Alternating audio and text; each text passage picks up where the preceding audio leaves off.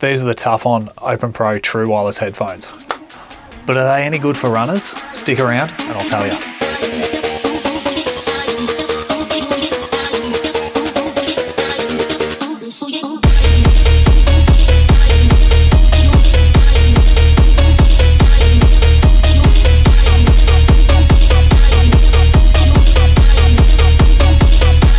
So just before we get started, a bit of a disclaimer. These guys were sent to me by the brand Tough On, so take that into consideration when you're listening to what I say. I haven't paid for them, but they're not paying me and not seeing this before it goes live. These thoughts are mine and my own only. So let's get stuck into some key features. First one is the super lightweight design. You can see these guys are pretty tiny. They only weigh 7 grams per earbud. Tough On themselves say that these guys have got what they call 360-degree audio. To me, I think that's just fancy speak for stereo sound. The claim for these is 32 hours battery life in total with the charging case and 8 hours for each earbud on a single charge. They've got Bluetooth 5.4, so they connect nice and quick, and they're IPX5 water resistant, so that means they'll put up with rain, they'll put up with sweat and everything else that's going on. The target audience for these, well, they're an open ear design and with a feature set like water resistance and being lightweight and hopefully secure, they're really designed for active people. Now, let's talk about what they're actually like in action. They're extremely light and extremely comfortable. If I chuck them on, you can see they sit really, really snugly in the ears. They're very, very light. Within a couple of minutes of having them on, you've got no idea that they're there. Didn't get any ear pain at all throughout any of the runs. Took them on a 2-hour long run. Didn't get any sort of ear pain. Sunny sat on top of them, no issues whatsoever. They really are probably one of the lightest pair of headphones I've ever tested, and they just disappear into your ears. In terms of stability, at maximum pace, any headphones like these are going to bounce around a little bit and you're going to get concerned. They didn't fall off at any stage, so I don't think you have to worry about them bouncing off, but when you got wind rushing past and you are running quite quick and bouncing around a lot, you can get worried that they're going to blow off, but they didn't. So they're pretty stable at all sorts of paces. Realistically, if comfort is a deciding factor for you for a pair of headphones, these are really super comfy. They sit just outside your ear. Honestly, they just disappear. You can barely even tell that you're wearing them. So in terms of comfort, they're really quite good. Usability, as soon as you pull them out, you put them on, they connect straight away and you can hear it says, yep, we're connected. In fact, basically the time it takes to put one earbud on and then put the next one on, the first one's already connected and you're ready to go. So it's really, really quick.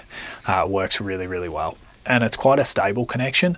Sometimes in cheap earbuds, you'll be running along or walking along, turn your head, and you'll get this weird interference dropping in and out. And that tends to happen in the lower quality ones, whereas these guys didn't get that at all across the whole week. So no issues there. Controls. Well, like most wireless earbuds, you can see, if I go really, really close there, there's no buttons.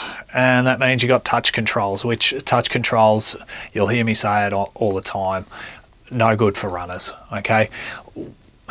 When you're running and when you're trying to control your earbuds, basically what you end up doing is you're running along and you got your head bouncing and your finger bouncing. So you put your finger to your ear to actually find the button, find the spot. Whereas with touch controls, you don't have the opportunity to do that. You've got to hit that touchpad first time every time. So it can be a little bit tricky to control. That's not these headphones in particular. That's just all headphones that have touch controls rather than a button. They're just no good for runners. The only control I ended up figuring out, which just while recording this video just now, I've turned them off. So I figured out if you hold the touch control down, that'll turn them off. But the only one that I used was the double tap to play and pause and answer phone calls.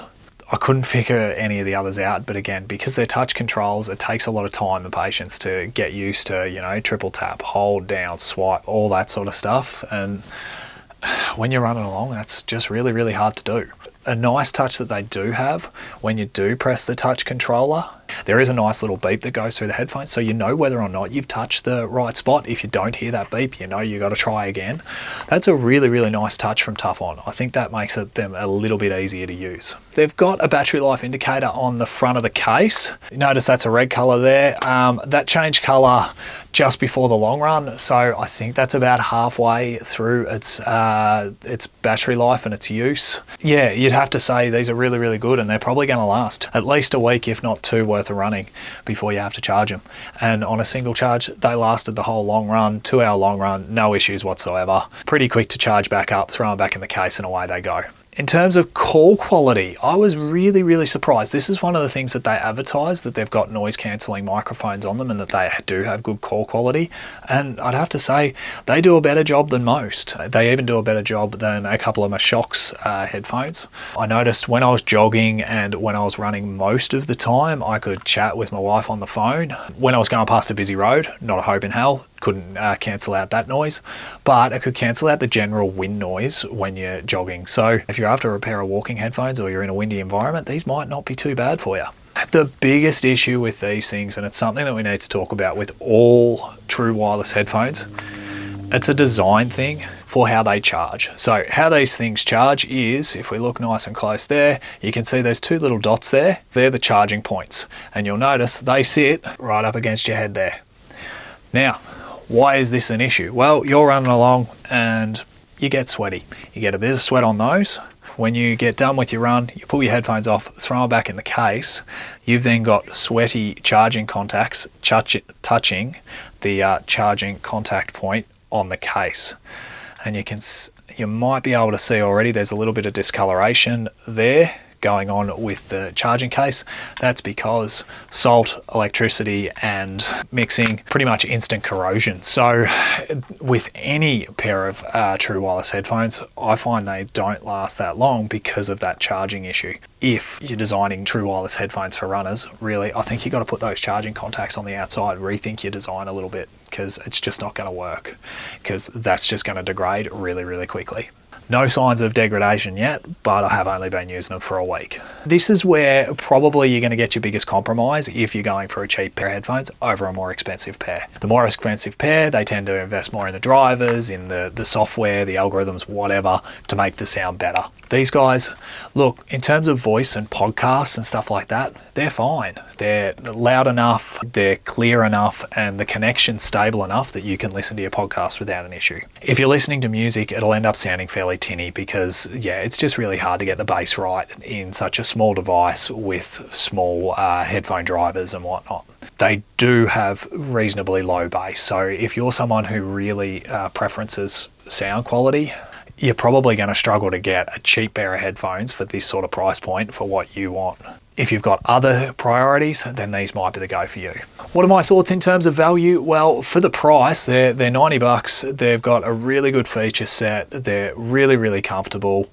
They do disappear in your ears and you just don't notice that they're there. So they are pretty good for the price. The build quality is really, really high. There's no issues with the build quality. This is a really well-designed case, nice and small. Like you can see, it's much smaller than my hand there.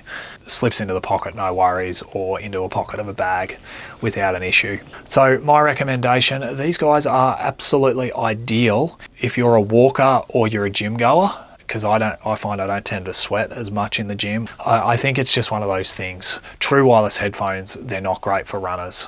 While the freedom of movement's awesome, the ability to control and do stuff with them, I just don't find works for me. My use going forward, I'm going to keep using them for the gym. They're a really comfortable pair of headphones and they worked really well. So I will continue to use these moving forward in the gym. And if I'm walking anywhere, these will be the pair that I grab and take with me. Thanks Tough On for sending me the pair of headphones. If you got any questions, let me know down below. If you do want to buy a pair of these, there is a link below. Feel free to use that link. Thanks for watching. I'll see you next time.